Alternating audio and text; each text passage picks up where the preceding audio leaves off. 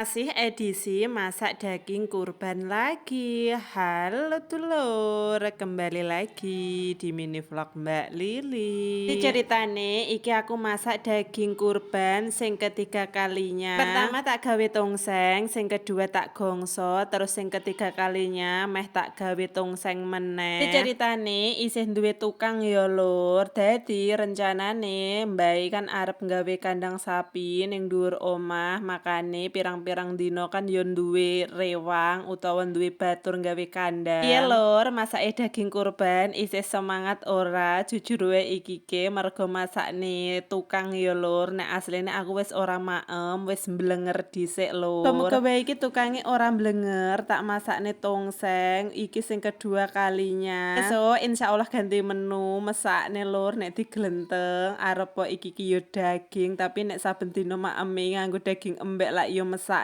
to lur. Lanjut mau ki Mbah Lanang meling kon gawekne urapan, mergane kan arep ngedekne kandang, dadi sak rupa-rupane iki arep dibancaki celimen. Iki nggak semua aku record yo lur, iki ceritane bumbune urap yo wis mateng, dadi langsung wae meh tak campurne, simbok yo wis nggawe gilingan tumpeng. Ngene iki wae insyaallah wis sah, kandang yo berkah barokah. Dan berhubung paketku mau ki teko, dadi langsung wae arep tak buka. Tane aku tuku cemilan dari Dalas, Swiss roll utawa roti gulung. Nah, aku ki tumbase dua varian rasa, ono keju karo strawberry. Dan ternyata ki isine akeh banget, mergane satu rasa ki anak 2 bungkus, satu bungkus isine 8 piece. Kebetulan ya isine duwe tukang, dadi cocok banget dinggo kanca ngopi mengko.